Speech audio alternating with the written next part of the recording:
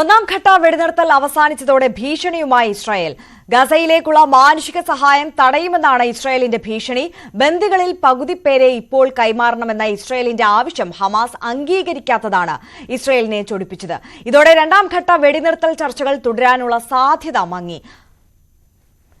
International ഡെസ്കിൽ നിന്ന് കിരൺ ബാബു അല്പസമയത്തിനകം തന്നെ നമുക്കൊപ്പം ചേരും. എന്തായാലും രണ്ടാം ഘട്ട വെടിനിർത്തൽ കരാറിലേക്ക് കടക്കാനുള്ള സാധ്യത മങ്ങുന്നു എന്നുള്ളതാണ് ഏറെ ആശങ്കാജനകമായ വാർത്ത. ഈ ഘട്ടത്തിൽ ഒന്നാം ഘട്ട വെടിനിർത്തൽ കരാർ അത് കഴിഞ്ഞ ശനിയാഴ്ചയായിരുന്നു അവസാനിച്ചിരുന്നത്.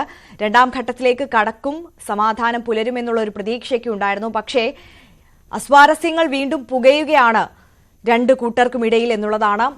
കിരൺ ബാബു തുടരുന്നുണ്ട്. കിരൺ, റമദാനും പെസഹയും ഒക്കെ പ്രമാണിച്ച് ഈ രണ്ടാം ഘട്ട വെടിനിർത്തൽ കരാറിലേക്ക് ഉടൻ തന്നെ കടക്കണമെന്നുള്ള ഒരു ആവശ്യം നേരത്തെ US മുന്നോട്ട് വെച്ചിരുന്നു. അത് ഇസ്രായേൽ അംഗീകരിച്ചിരുന്നു. പക്ഷേ ഹമാസ് അതിനെ എതിർക്കുകയാണ് ചെയ്തത്. എന്താണ് ഹമാസിന് ഈ രണ്ടാം ഘട്ട കരാറിലേക്ക് കടക്കാൻ താല്പര്യമില്ല എന്നറിയിക്കാനുണ്ടായ ഒരു കാരണം ഇതിപ്പോൾ രണ്ടാം ഘട്ട കരാറിലേക്ക് കടന്നില്ലെങ്കിൽ ആശങ്കയുടെ ദിനങ്ങളാണോ മുന്നിലുള്ളത്? അങ്ങനെ പ്രതീക്ഷിക്കണം. ആര്യ, എന്തായാലും സ്ഥിതി വളരെ രൂക്ഷമായി തന്നെ തുടരുകയാണ്. അവിടെ രണ്ടാം ഘട്ട വെടിനിർത്തൽ അതിന്റെ പൂർണ്ണാർത്ഥത്തിലേക്ക് കടക്കാൻ ഇപ്പോഴും കഴിയുന്നില്ല എന്നാണ് യാഥാർത്ഥ്യം. അത് ആ തരത്തിലേക്ക് കടക്കണം എന്ന് അമേരിക്ക അടക്കം നിർദ്ദേശം നൽകിയെങ്കിലും സാങ്കേതികമായി അത്തരം ഒരു വെടിനിർത്തൽ ഇപ്പോൾ അവിടെ നിലനിൽക്കുന്നുണ്ടെങ്കിലും ഈ പലസ്തീനിലെ അഭയാർത്ഥി ക്യാമ്പുകളിലേക്കുള്ള സഹായം എത്തിക്കുന്നത് പൂർണ്ണമായും ഇസ്രായേൽ തടഞ്ഞിരിക്കുകയാണ്. ഇത് കാരണം അഭയാർത്ഥി ക്യാമ്പുകളിൽ ഒന്നാമത് തന്നെ ആളുകൾ കൊടും തണുപ്പാണ് ഈ സമയത്ത്. അവിടെ അഭയാർത്ഥി ക്യാമ്പുകൾ തണുപ്പ് മൂലം ആളുകൾ മരിക്കുന്ന അവസ്ഥയുണ്ട്.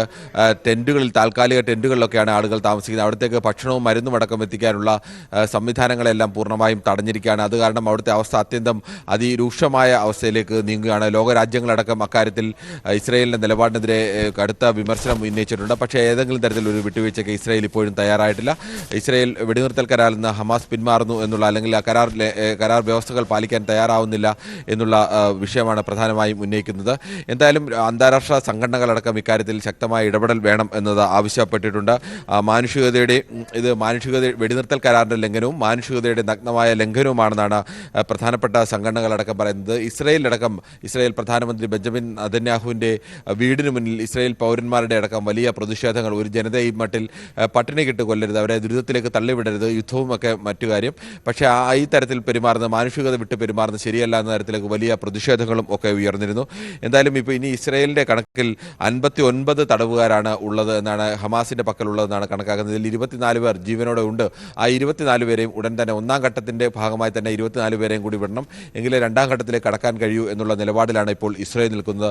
എന്നാൽ അങ്ങനെയല്ല. രണ്ടാം ഘട്ട ചർച്ചകളിലേക്ക് കടന്നിട്ട് രണ്ടാം ഘട്ടത്തെ വ്യവസ്ഥകൾ, പുതിയ വ്യവസ്ഥകൾ അനുസരിച്ച് പോകണം എന്നതായിരുന്നു തുടക്കത്തിൽ. ആദ്യ 42 ദിവസം നീളുന്ന ഒന്നാം ഘട്ടവും അതിനുശേഷം വീണ്ടും ചർച്ചകൾ നടത്തുക, അന്താരാഷ്ട്ര സമൂഹത്തിന്റെ അടക്കം മധ്യസ്ഥയിൽ ചർച്ചകൾ നടത്തുക, അതിനുശേഷം രണ്ടാം ഘട്ടം തീരുമാനിക്കുക.